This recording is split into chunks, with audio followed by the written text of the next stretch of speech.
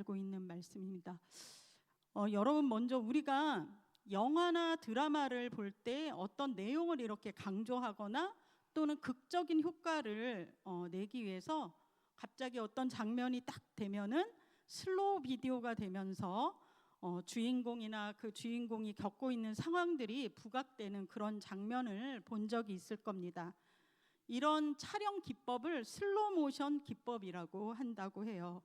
요즘은 영화나 드라마뿐만 아니라 또 운동 경기, 광고 이런 것 등에서도 이 슬로우 모션으로 하는 기법이 자주 사용되고 있습니다. 얼마 전에 동계올림픽이 끝났는데요. 동계올림픽에서도 제일 재밌었던 우리나라 그 쇼트트랙 그 경기 장면을 경기를 시작하면 순식간에 지나가기 때문에 그 슬로우 모션으로 여러 번 보여주더라고요. 그래서 그걸 보면서 와, 누가 반칙을 했구나, 누가 정말 멋지게 추월을 했구나라고, 그리고 또 간발의 차로 이렇게 우리가 승리했구나 하면서 그 순간을 더욱 감격스럽게 보게 되었던 것 같습니다. 이렇게 영화나 스포츠 등에서 슬로모션 기법을 사용하는 이유는 어떤 장소나 공간을 강조하려고 하는 것보다는 바로 그 순간, 그 시간을 재현하기 위해서 이런 기법을 사용한다고 합니다. 흔히 영화를 그래서 시간의 재현 예술이다 이렇게 말한다고 해요.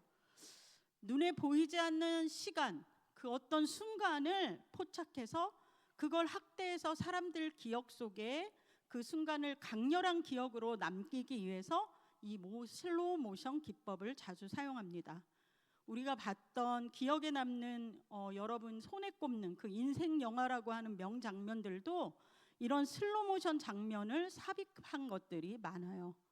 예를 들면 그 내용 안에서 연인들이 서로 첫눈에 반하는 그 순간, 그거를 어떻게 잡을까 하면 슬로우 모션으로 잡는 거죠. 또 돌고 돌아서 결국은 만나야 했던 그 숙명적인 만남의 순간이라든가, 또 정의와 불의가 맞부딪혀서 대결을 하는 그 순간 등이 슬로우 모션 한 장면으로 설명되어지는 것입니다. 이런 슬로우 모션 장면들 때문에 사랑의 감동이 더욱 커지고요, 웅장한 그 웅장함이 더욱 커지고, 때론 비극의 순간들이 우리 내리 속에 강렬하게 기억되고는 합니다. 그런 기억에 남는 영화들이 여러분도 많이 있을 것 같습니다. 1999년도에 개봉된 매트릭스라는 영화는 그 주인공이 그 총알을 피하는 장면이 다 슬로우 모션 기법으로 촬영이 되었는데, 그 굉장히 유명한 장면이고, 남자분들이 많이 봤을 그 영웅 본색에서는 주인공 주윤발이 문을 열고 들어오는 그 장면도 슬로우 모션으로 해서 아주 등장하는 씬이 멋있게 되어 있습니다. 또 권투 영화 로키는 그 로키가 권투하면서 맞는 장면들이 이렇게 슬로우 모션으로 이렇게 우리에게 강렬한 기억으로 남아 있습니다. 근데 여러분, 우리도 인생을 살면서 이렇게 강렬하고 잊을 수 없는 시간과 날들이 있지 않나요? 마치 영화 속 한 장면 같이 슬로우 모션으로 기억되는, 그러나 정말 강렬했던 그런 시간이나 순간, 그리고 어떤 날이 여러분 인생 가운데도 있을 것 같습니다. 여러분도 인생의 어느 한 날 영화 같은 날이 있었을 텐데요. 그 시간은 지났지만 눈에 선했던 그 순간을 한번 기억을 되살려 보십시오. 여러분 삶의 여정 중에 인생 명장면으로 기억되는 순간들이 몇 컷 정도 있을까요? 첫사랑의 순간, 결혼, 또 첫 아이가 출산했을 때, 이별과 만남과 이별, 또 합격의 순간, 기쁘고 슬프고 감격하고 감동했던 날들이 각자 특별했던 그 어느 순간과 날이 있었을 거라고 생각됩니다. 제게도 물론 그런 순간들이 있었어요. 근데 가장 기억에 남는 많은 인생 가운데 예수님을 만났던 그 첫 만남의 순간들도 이 중에 한 장면으로 기억 남고 있습니다. 예수님의 첫 만남의 순간은 우리 모두에게 아마 그런 일들로 남아 있을 것 같아요. 그런데 우리 각자 개인에게 뿐만 아니라 성경을 읽으면서 또 이 묵상하면서도 갑자기 찾아오는 그 성경 속에 걸려 있는 이 슬로모션 같은 장면들을 전 종종 발견하곤 합니다.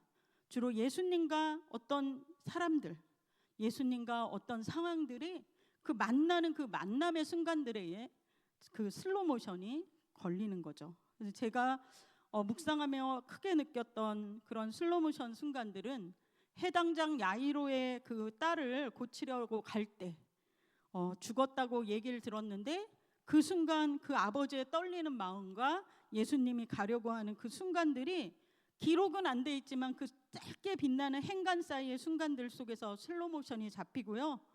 또 유다가 예수를 팔기 위해서 다가와 입맞춤하던 그 순간, 또 베드로가 3번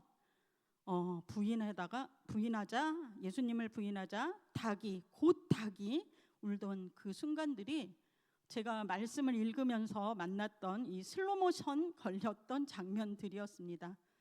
성경 말씀의 그 찰나 같은 그 행간에서 성령님은 예수님의 눈빛을 얘기해 주고요, 하나님의 마음을 우리에게 보여주시고요, 사람들의 그 동요하는 마음을 또 강렬하게 보여줍니다. 그런 순간들을 우리가 말씀 속에서 만나게 되는 것입니다. 오늘 읽은 본문 말씀도 그 중에 하나입니다. 이 기구한 가늠한 여자가 예수님과 만나는 그 사건이 오늘 본문 속에 기록되어 있습니다.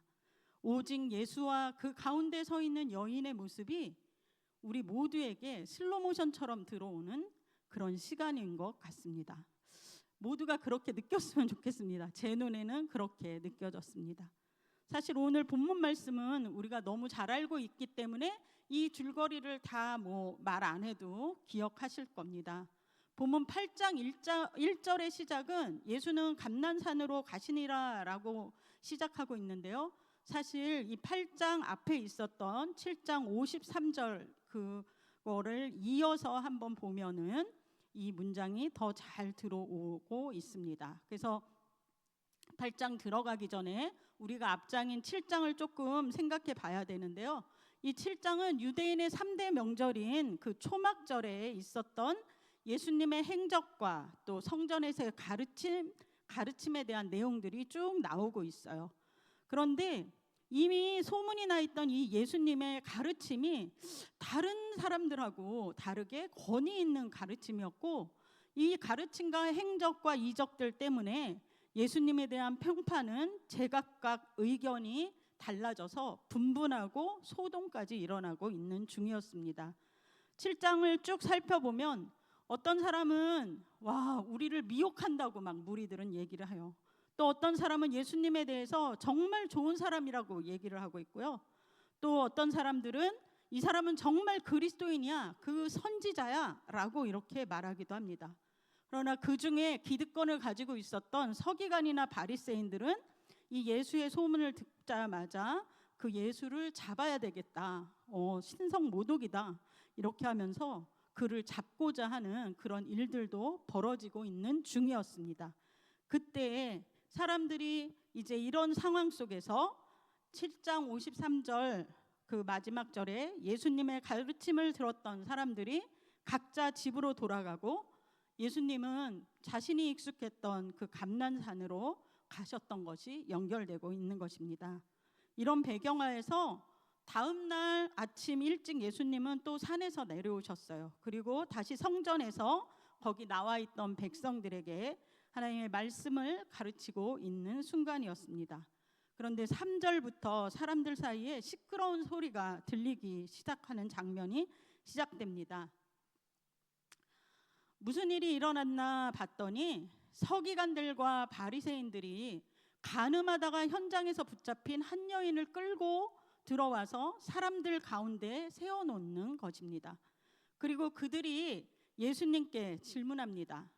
이 여인은 간음한 현장에서 잡혔는데 율법에 이런 여자는 돌로 치라고 이렇게 명했습니다. 근데 예수 선생, 당신은 어떻게 이 일을 말하겠습니까? 라고 이 서기관과 바리새인들, 예수를 어떻게 하면 공경에 빠질까 했던 그 사람들이 질문하고 있습니다. 이스라엘에서는 간음하는 그 간음죄를 굉장히 엄중하고 무거운 처벌을 가하고 있는 그런 죄입니다. 우리 모세율법 레위기 2장 20장 10절에 제가 읽어드리겠습니다. 누구든지 남의 아내와 간음하는 자, 곧 그의 이웃의 아내와 간음하는 그 간부와 음부를 반드시 죽일지니라 라고 율법에 기록되어 있고요. 또 다른 말씀이 신명기 22장 22절에도 어떤 남자가 유부녀와 동침한 것이 드러나거든 그 동침한 남자와 그 여자를 둘 다 죽여서 이스라엘 중에 악을 제할지니라 라고 말씀하고 있습니다. 굉장히 엄중하고 무거운 처벌을 가하고 있는 것이죠. 그래서 모세의 율법이 이렇게 엄중한 처벌을 가하고 있고 그 마지막 벌은 반드시 죽여라 이렇게 명령하고 있는 법입니다. 이스라엘에서 간음은 은밀하고 사실 가장 수치스러운 죄로 돌에 맞아 죽어도 누구 하나 말리지 않아도 되는 그런 엄중한 벌이었고 악한 죄였습니다. 이 간음이라는 게 한 가정과 가족의 인생을 파괴하고 몰락시키는 치명적이고 무거운 죄였기 때문에 간음한 남자 여자 모두 죽였습니다.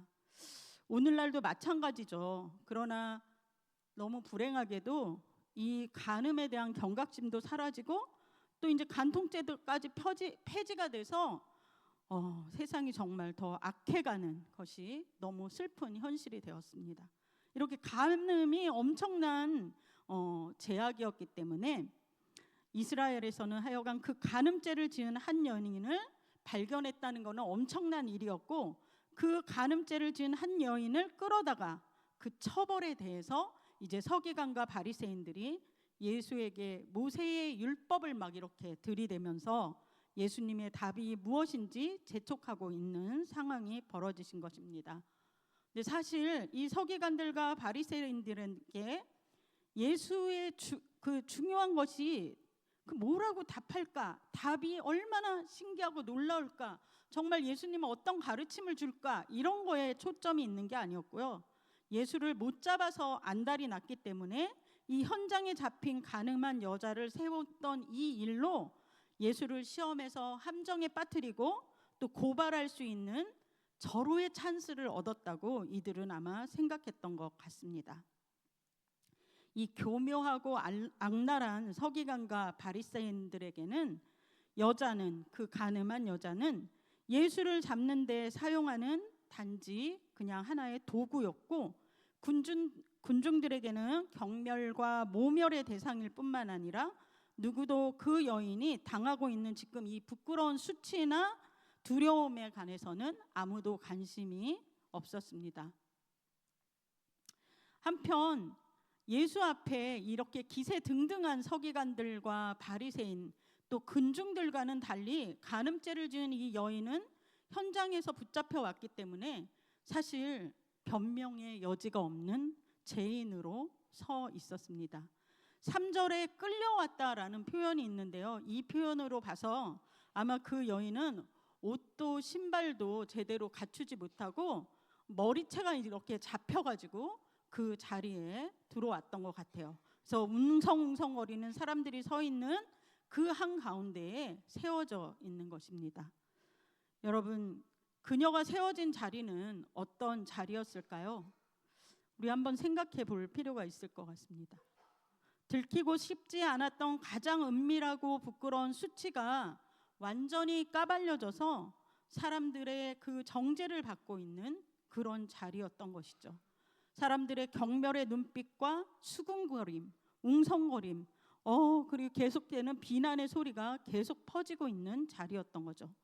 게다가 더욱 억울하고 불쌍한 것은 이 여자가 같이 죄를 지은 남자, 놈이라고 표현하고 싶은데요. 그 남자는 또 어디로 사라져 버렸는지 그 자리에는 없고 함께 그 비난과 모욕을 받아야지 됐는데 그냥 그 받아야지 될 비난과 모욕을 오롯이 그냥 혼자 견뎌야 하는 그랬던 자리였던 것이죠. 아마 이 여인은 그 자리에 서 있으면서 깨달았을지도 모릅니다. 이 모종의 계략이 있었구나. 이게 감지가 되고 나만 이용당하고 지금 여기 끌려와 있구나라는 생각을 했을지도 몰라요. 배신감이 막 올라오는 자리였을 것 같기도 합니다. 그녀가 세워진 자리는 당연히 돌로 쳐 죽여도 누구 하나 뭐라 할 것 없는 그런 자리였습니다. 그녀는 모욕과 조롱, 경멸과 잔인한 폭력의 자리에 세워진 것입니다. 그 자리는 용서받을 수 없는 죄악으로 죽음이 예고된 죽음의 자리였던 것입니다. 숨을 수도 없고 빠져나갈 수도 없는 그 자리에 서 있는 이 여인의 심정을 우리가 한번 생각해 보면 어떨까요? 아마도 밀려오는 그 배신감, 수치, 모멸과 창피함, 또 후회와 죽음의 두려움, 여러 감정이 섞였을 것 같아요. 그래서 그 어떤 말로도 다 설명할 수 없는 심정으로 그저 죽음을 기다리는 절대절명의 순간에 이 여인이 놓여 있는 것 같습니다. 이제 그녀를 죽이기 위해서 사람들은 돌을 하나둘씩 들고 더럽고 추악한 범죄자를 죽여서 마땅한 일로 생각하면서 점점 더 분노하고 있고 예수님의 답을 기다리면서 그 앞에 서 있는 것입니다. 예수님도 이 일 때문에 사실 공경에 빠져 있습니다. 가늠한 여인을 용서하고 놓아주라고 한다면 모세의 율법을 어기는 것이고, 또 여인을 돌로 쳐 죽여라 라고 한다면 이 당시에 지배국이었던 로마의 법, 로마 사람들만 사용을 할 수 있었거든요. 그러니까 그 로마법을 어기는 그 로마법만 어기는 꼴이 되기 때문에 예수님도 사실 진퇴양난 속에 있었습니다. 하지만 예수님의 답은 정말 사람들이 생각할 수 없었던 너무나 기가 막힌 답이었어요. 예수님은 몸을 굽히시더니 땅에 손가락으로 무언가를 쓰시고 그리고 잠깐 숨을 고르시고 난 다음에 그들에게 이렇게 말했죠. 너희 중에 죄 없는 자가 먼저 돌로 치라.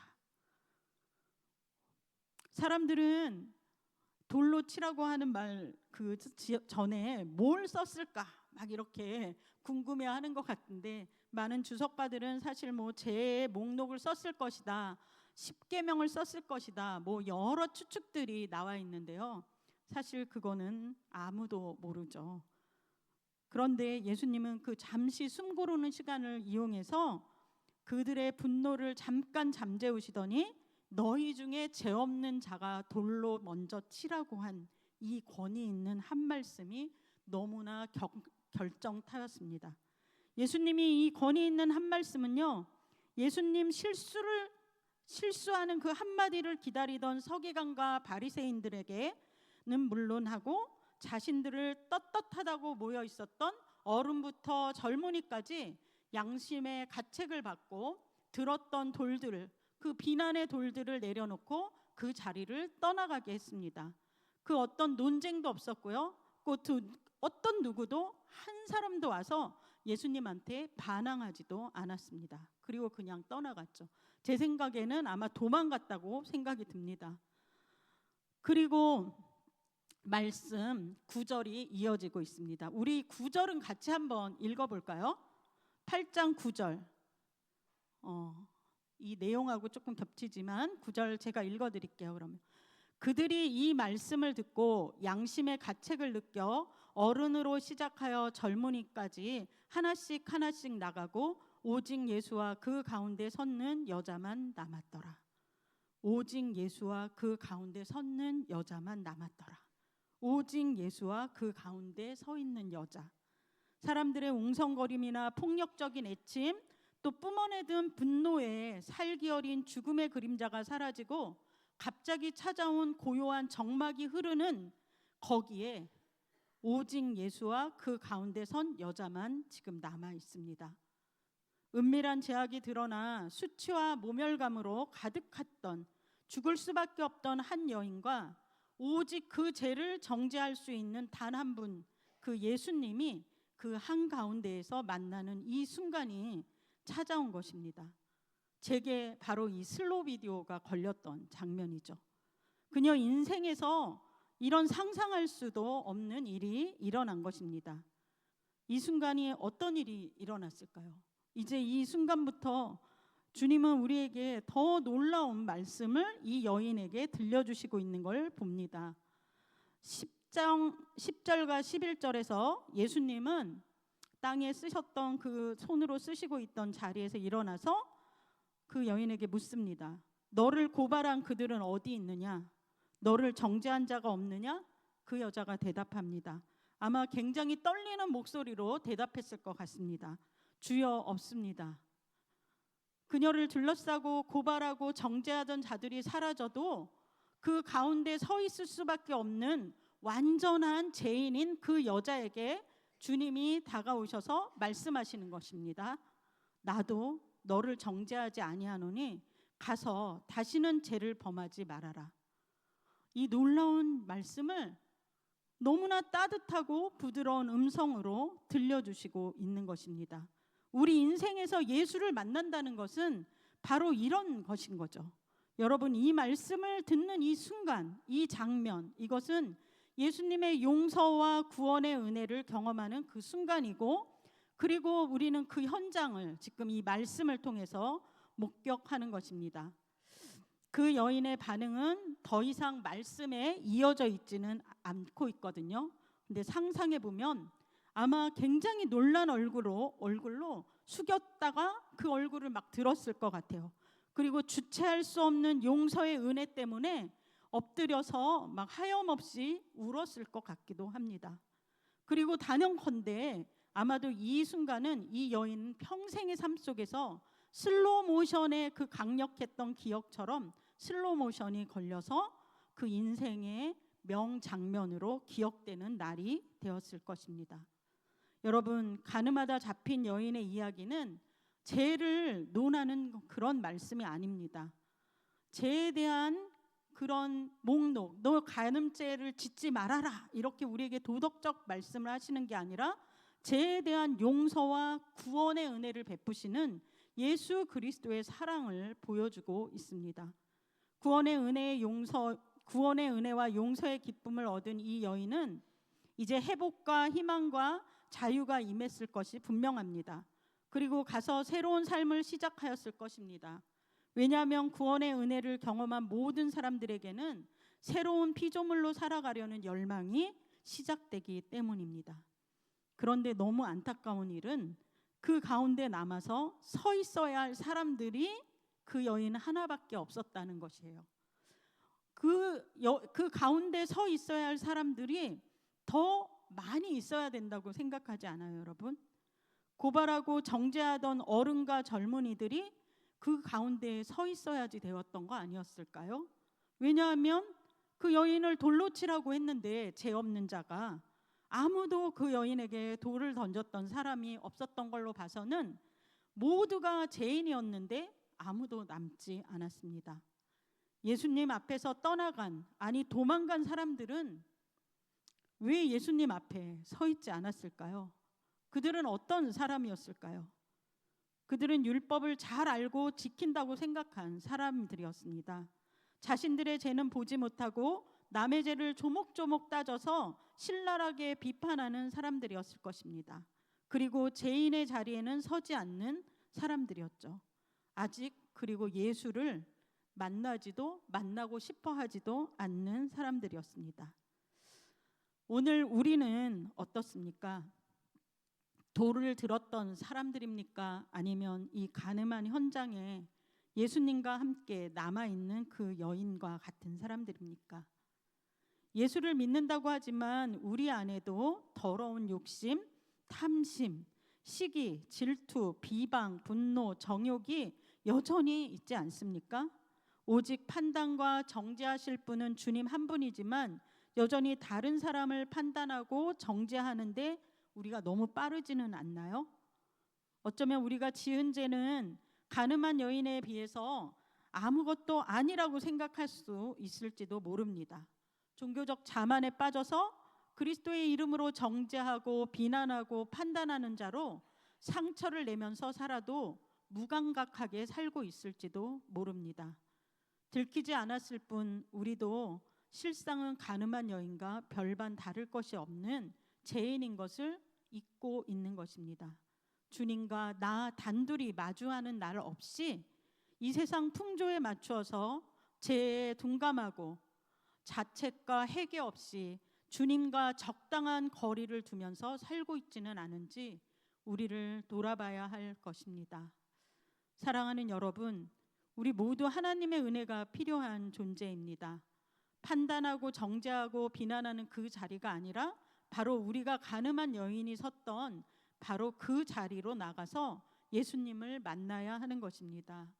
주의 보혈로 나의 죄를 용서하시고 또 나를 불러주시고 따뜻한 위로와 언제나 조건 없는 사랑을 주시는 그 가운데로 나아가서 예수님을 바라보아야 하는 것입니다. 이제 말씀을 맺습니다. 사랑하는 금성교회 여러분, 구원의 감격이 혹시 희미해져 있습니까?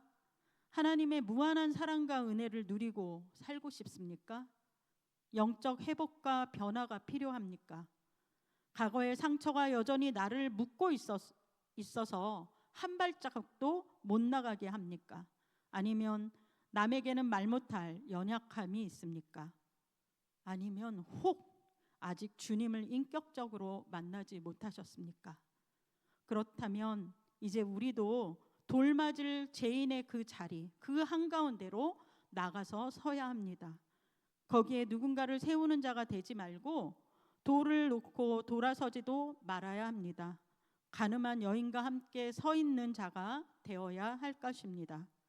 내가 받을 수치와 모욕, 경멸과 조롱을 그 부끄러운 정죄의 자리 한가운데에서 전혀 도망가시지 않고 나 대신 받으시고 또 구원의 십자가의 은혜에 달려서 그 구원의 십자가의 은혜를 주신 그 은혜 앞에 감사와 새로운 고백을 가지고 나를 기다리고 계시는 예수님을 매일 우리는 만나야 합니다.